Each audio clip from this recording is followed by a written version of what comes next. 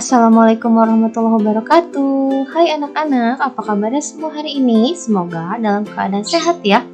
Di video pembelajaran kali ini kita akan belajar tema 6, cita-citaku, pembelajaran 1 dan 2, subtema 1.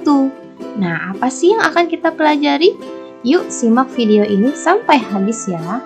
Tapi sebelumnya jangan lupa subscribe. Nah anak-anak, di pembelajaran kali ini yang akan kita pelajari materinya itu adalah yang pertama, kita akan belajar bahasa Indonesia. Yang kedua, kita akan belajar IPA. Dan yang terakhir, kita akan belajar mata pelajaran SBDP. Nah, bahasa Indonesia apa ya yang akan kita bahas? Yang akan kita bahas adalah tentang puisi. Untuk IPA, yang akan kita bahas adalah daur hidup hewan. Dan untuk SPDP, kita akan belajar tempo lagu. Nah, bagaimana anak-anak? Sudah siap? Kita mulai yang pertama ya, bahasa Indonesia. Nah, anak-anak, coba bacalah puisi tentang cita-cita berikut ini. Coba kita perhatikan ya puisinya. Nah, ini ada satu bait puisi karya Alda Yuliana dengan judul Cita-Cita. Mari kita baca bersama-sama. Selamat pagi dunia, sambut mentari dengan senyuman, wujudkan cita-cita untuk masa depan. Terus berjalan walau penuh rintangan. Aku yakin ada kebahagiaan menanti di sana. Jangan ada kata menyerah, teruslah mencoba. Nah, itu adalah sebuah puisi karya Alda Yuliana yang berjudul Cita-Cita. Nah, anak-anak, puisi itu apa ya definisinya? Nah, puisi adalah karya sastra hasil ungkapan atau perasaan penyair dengan bahasa yang terikat irama, mantra, rima, penyusunan lirik, dan bait, serta penuh makna. Nah, sudah paham kan mengenai definisi puisi? Mari kita lanjutkan. Nah, sekarang kita harus tahu unsur-unsur dari puisi itu apa saja ya? Apa ya unsur-unsur puisi? Unsur-unsur puisi ada 2. Yang pertama, struktur fisik, dan yang kedua, struktur batin. Struktur fisik apa saja ya? Berikut. Struktur fisik terdiri dari tipografi, imajinasi, kata konkret, gaya bahasa, rima atau irama. Dan struktur batin terdiri atas tema, rasa, dan amanat. Nah, itu anak-anak merupakan unsur-unsur puisi. Terdapat 2 unsur ya. Nah, sekarang macam-macam puisi. Ada berapa ya kira-kira macam-macam puisi? Oh, ternyata macam-macam puisi juga ada 2. Yaitu yang pertama, puisi lama. Yang kedua, puisi baru. Puisi lama maksudnya apa ya? Oh, puisi lama adalah puisi yang masih terikat oleh aturan-aturan. Aturannya adalah yang pertama, jumlah kata dalam satu baris harus sama. Jumlah baris dalam satu bait harus sama. Persajakan atau rima harus teratur. Banyak suku kata di setiap baris juga harus sama, serta iramanya. Nah, anak-anak, contoh puisi lama adalah pantun dan syair. Pernahkah kalian membaca pantun? Nah, itu merupakan contoh puisi lama. Sedangkan puisi baru adalah puisi yang tidak terikat oleh aturan, baik jumlah barisnya, suku kata, maupun rima. Contoh puisi baru adalah balada, himne, dan pujian. Nah, anak-anak, Jadi macam-macam puisi itu ada 2 ya. Bagaimana cara membedakannya? Kalian harus membacanya dengan cermat. Nah, mari kita perhatikan perbedaannya. Di sini kita akan mencari perbedaan puisi lama dan puisi baru. Coba perhatikan.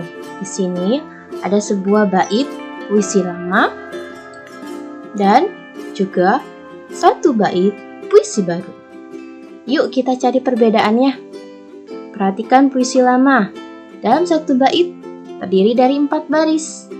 Puisi baru satu bait terdiri dari 7 baris. Nah, dalam puisi lama kita lihat baris pertama terdiri dari 4 kata. Baris kedua juga 4 kata. Baris ketiga sama. Dan baris keempat juga sama 4 kata. Sedangkan puisi baru, jumlah kata baris pertama 3, jumlah kata baris kedua 4. Oh, ternyata tidak sama ya. Nah, itu perbedaannya. Apalagi perbedaannya? Mari kita lihat. Ya, sudah jumlah katanya sudah kita hitung tadi ya. Ada 4 setiap baris pada puisi lama. Sedangkan puisi baru berbeda di setiap baitnya, setiap barisnya. Nah, selanjutnya apa ya? Selanjutnya yang kita perhatikan adalah rima. Rima adalah bunyi vokal pada akhir kata setiap baris puisi. Kita perhatikan bunyi vokal di kata terakhir puisi lama adalah U. Kemudian di baris kedua, bunyi vokalnya I atau rimanya I. Kemudian baris ketiga, rimanya U. Baris keempat, rimanya I. Wah, ternyata puisi lama ini beraturan ya rimanya U, I, atau bisa juga disebut AB, AB. Coba kita lihat pada puisi baru. Baris pertama, rimanya A. Baris kedua A, baris ketiga A, baris keempat A, baris kelima A, dan baris selanjutnya juga A. Bentuknya A. Wah, berbeda ya. Puisi lama mengikuti aturan rima, yaitu berbentuk AB, AB. Puisi baru tidak mengikutinya. Nah, itu adalah perbedaannya anak-anak. Sampai sini sudah paham? Baiklah. Nah, sekarang coba di dalam buku paket kalian lihat dan bedakan ya rimanya supaya kalian bisa memahami apa itu rima. Nah, anak-anak, sekarang setelah mempelajari puisi, kita beralih ke materi IPA. IPA yang akan kita pelajari adalah daur hidup hewan. Apa ya yang dimaksud daur hidup hewan? Merupakan proses atau tahapan perubahan yang terjadi pada hewan tersebut dari mulai dilahirkan atau ditetaskan hingga dewasa dan akhirnya mati. Itulah yang disebut dengan daur hidup hewan. Nah, daur hidup hewan juga anak-anak dikenal dengan metamorfosis. Apa itu metamorfosis? Coba perhatikan gambar ya. Nah, di sini ada gambar metamorfosis kupu-kupu. Ini merupakan daur hidup atau metamorfosis pada kupu-kupu. Dimulai dari apa anak-anak? Nah, perhatikan di sini kupu-kupu dewasa. Kupu-kupu dewasa betina akan bertelur. Nah, setelah bertelur akan mengalami perubahan bentuk atau menetas menjadi larva atau ulat. Nah, setelah ulat ini, bagaimana ya proses selanjutnya?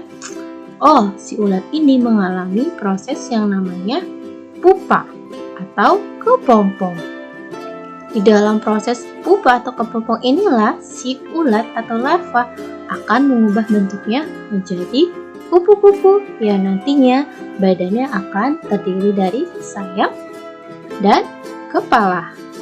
Nah, sehingga jadilah kupu-kupu dewasa. Nah, itulah yang disebut dengan daur hidup anak-anak. Adalah proses atau tahapan mulai dari ditetaskan sampai dia dewasa kembali. Nah, anak-anak, coba sekarang kita pahami ya pengertian metamorfosis.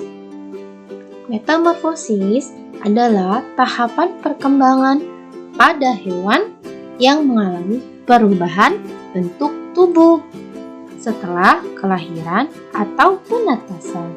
Ingat ya, perubahan bentuk tubuh, bukan perubahan ukuran. Nah, anak-anak, metamorfosis dibagi dua loh, yaitu metamorfosis sempurna dan tidak sempurna. Sempurna biasanya pada hewan, kupu-kupu, katak, dan nyamuk. Serta metamorfosis tidak sempurna biasanya pada hewan, kecoa, capung. Nah, itulah tadi beberapa hewan yang mengalami metamorfosis. Sekarang, hewan yang tidak mengalami metamorfosis. Apa ya? Nah, hewan-hewan yang tidak mengalami metamorfosis diantaranya hewan mamalia atau hewan yang menyusui. Kemudian yang tidak mengalami metamorfosis selanjutnya adalah hewan reptil. Nah, ini dia hewan reptil, buaya, ular, kemudian kadal, dan lainnya. Yang selanjutnya, burung. Burung tidak mengalami metamorfosis ya anak-anak. Nah, ini dia tidak mengalami metamorfosis. Kenapa? Karena dia hanya mengalami perubahan ukuran badan atau ukuran tubuh, bukan perubahan tubuh. Selanjutnya adalah ikan. Ikan tidak mengalami metamorfosis ya anak-anak. Oke.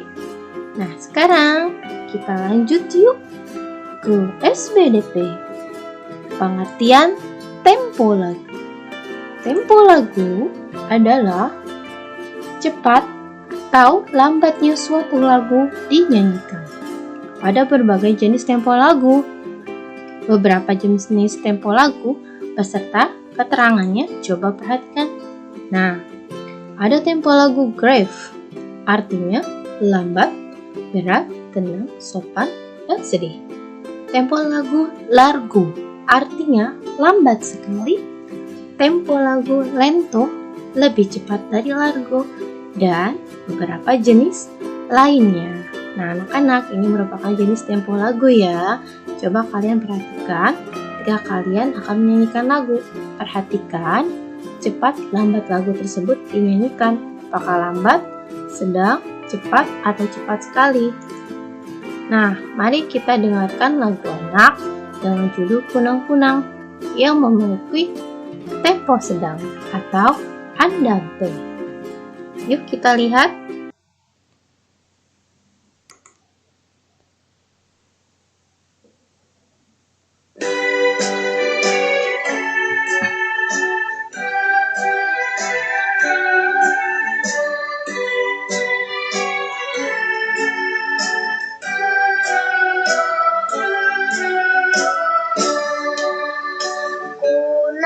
Kunang-kunang hendak kemana?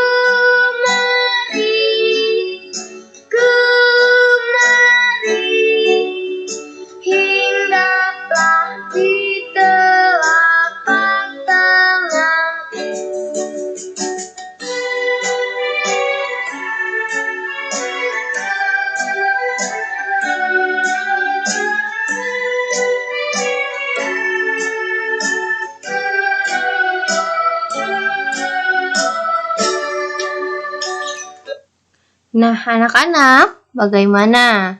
Lagu Kunang-Kunang ini memiliki tempo sedang. Coba kalian nyanyikan di rumah ya. Bagaimana cara menyanyikannya? Ingat, dengan tempo yang sedang atau andante. Nah, anak-anak, terima kasih sudah menyaksikan video pembelajaran kali ini. Sampai jumpa, semoga bermanfaat. Jangan lupa ya untuk like, comment, share, dan subscribe supaya teman-teman kalian juga bisa mendapat ilmu hari ini. Terima kasih. Assalamualaikum warahmatullahi wabarakatuh.